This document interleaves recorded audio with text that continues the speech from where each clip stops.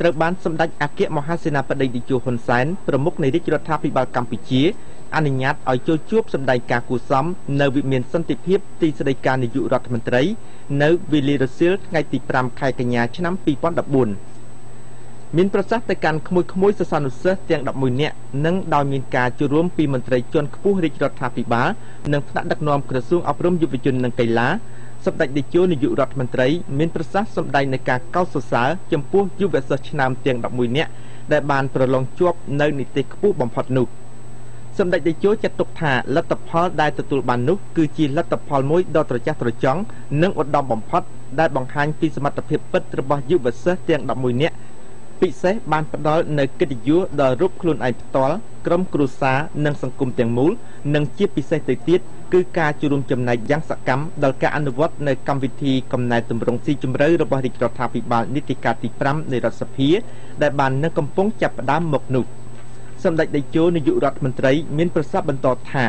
នៅក្នុងចំណោមបេក្ខជនចូលរួមប្រឡងជាង 90,000 នាក់យុវសិស្សជ័យលាភីទាំង11នាក់នេះគឺប្រៀបដូចជាតារាដ៏ឆ្នើមបំផុតដែលយុវសិស្សទាំងនេះមកពីខេត្តផ្សេងគ្នាមិនមែនតែរាជធានីភ្នំពេញនោះទេដែលមានសមត្ថភាពគ្រប់គ្រាន់ក្នុងការទទួលបាននូវភាពជោគជ័យពីការប្រឡងប្រជែងដ៏ស្វិតស្វាញបំផុតនោះនៅចំពោះមុខនោះដែរសម្ដេចតេជោនាយករដ្ឋមន្ត្រីបានធ្វើការផ្ដាំផ្ញើដល់យុវសិស្សឆ្នើមទាំងអស់ធ្វើយ៉ាងណាខិតខំបន្តនៅការប្រឹងប្រែងបន្តទៀតនៅក្នុងការសិក្សារបស់ខ្លួនព្រោះថាការប្រឡងបញ្ចប់សញ្ញាបត្រមធ្យមសិក្សាទុតិយភូមិវាគឺជាជំហានទី1ប៉ុន្តែជំហានបន្ទាប់នោះគឺយុវសិស្សទាំងអស់ត្រូវបន្តខិតខំសិក្សារៀនសូត្រដើម្បីធានាថាយុវសិស្សទាំងអស់នៅពេលនេះជាសិស្សពូកែហើយនៅថ្នាក់ឧត្តមសិក្សាក្មួយនឹងក្លាយទៅជានិស្សិតពូកែដដែលសម្ដេចតេជោបន្តថាដើម្បីធានានៅប្រសិទ្ធភាពបែបនេះគឺយើងទាមទារនៅកត្តាសំខាន់2ទី1ត្រូវខិតខំសិក្សារៀនសូត្រនៅតាមមុខជំនាញនីមួយៗឲ្យបានពិន្ទុនិងនិទ្ទេសល្អខ្ពស់ថែមទៀតនិងទី2ត្រូវបន្តខិតខំរៀបចំខ្លួនប្រាណឲ្យក្លាយជានិស្សិតល្អនិងជាពលរដ្ឋល្អនៅក្នុងសង្គមសម្ដេចតេជោក៏បានថ្លែងនៅការលើកទឹកចិត្តដល់មាតាបិតាអាណាព្យាបាលសិស្សដែលជាយុវសិស្សជ័យលាភីជួយជំរុញនិងគាំទ្រដល់សិស្សទាំងអស់ឲ្យទទួលបានជោគជ័យថ្មីថែមទៀតក្នុងការសិក្សានៅថ្នាក់ឧត្តមសិក្សានិងថ្នាក់ក្រោយឧត្តមសិក្សា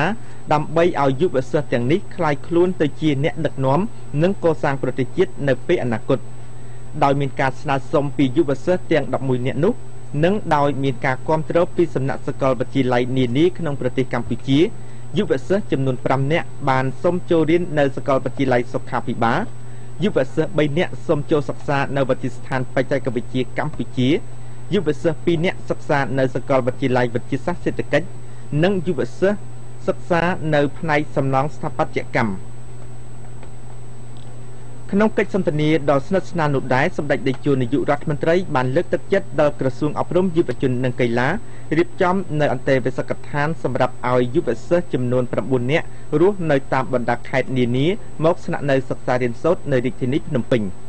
ក្រៅពីអាហារូបករណ៍ដែលផ្ដល់ដោយក្រសួងអប់រំយុវជននិងកីឡាសម្ដេចតេជោនាយករដ្ឋមន្ត្រីបានផ្ដល់ជូនយុវសិស្សទាំង11នាក់នៅអាហារូបករណ៍ផ្ទាល់របស់សម្ដេចនិងសម្ដេចគតិព្រឹទ្ធបណ្ឌិតជូនដល់យុវសិស្សរៀននៅសាកលវិទ្យាល័យវិទ្យាសាស្ត្រសេដ្ឋកិច្ចនិងផ្នែកវិស្វកម្មផ្ដល់ជូនរយៈពេល5ឆ្នាំក្នុងមួយឆ្នាំថវិកា$1,500រហូតដល់ចប់ការសិក្សាតាមរយៈការបង្កើតគណនីសម្រាប់យុវសិស្សផ្ទាល់នៅចំពោះមុខយុវសិស្សទាំង11នាក់សម្ដេចតេជោបានប្រកាសផ្ដល់នូវអំណោយឧបត្ថម្ភក្នុងម្នាក់ទទួលបានម៉ូតូ1គ្រឿងកុំព្យូទ័រយួរដៃ1គ្រឿងតម្លៃ$1,250និង iPad 1គ្រឿង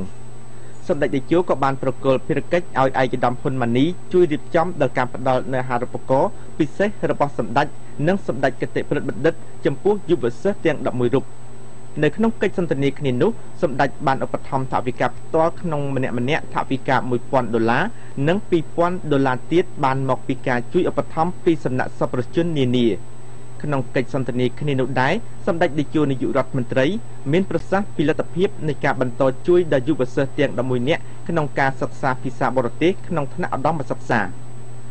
យុវសិស្សទាំង11នាក់ដែលប្រឡងជាប់នីតិAនោះរួមមាន1យុវសិស្សច័ន្ទពិសិដ្ឋភេទប្រុសបានពិន្ទុ100រៀននៅវិទ្យាល័យព្រះសុរាម្រិតខេត្តកំពង់ឆ្នាំងទី2យុវសិស្សវណ្ណលីដាភេទប្រុស បានពិន្ទុ 99.999 រៀននៅវិទ្យាល័យហ៊ុនសែន 10 មករា ខេត្តសៀមរាប ទី 3 យុវសិស្សផាងវែងអាន ភេទប្រុស បានពិន្ទុ 99.998 រៀននៅវិទ្យាល័យឫស្សីកែវ រាជធានីភ្នំពេញ ទី 4 យុវសិស្សឈ្មោះ ឥតស្រីពៅ ភេទស្រី បានពិន្ទុ 99.997 រៀននៅវិទ្យាល័យសម្ដេចព្រះសង្ឃរាជជួនណាត ខេត្តកំពង់ចាម ទី 5 យុវសិស្សសម្បត្តិវិបលរដ្ឋ ភេទស្រី បានពិន្ទុ 99.996 រៀននៅវិទ្យាល័យព្រះស៊ីសុវត្ថិ រាជធានីភ្នំពេញ ទី 6 យុវសិស្សឈៀវ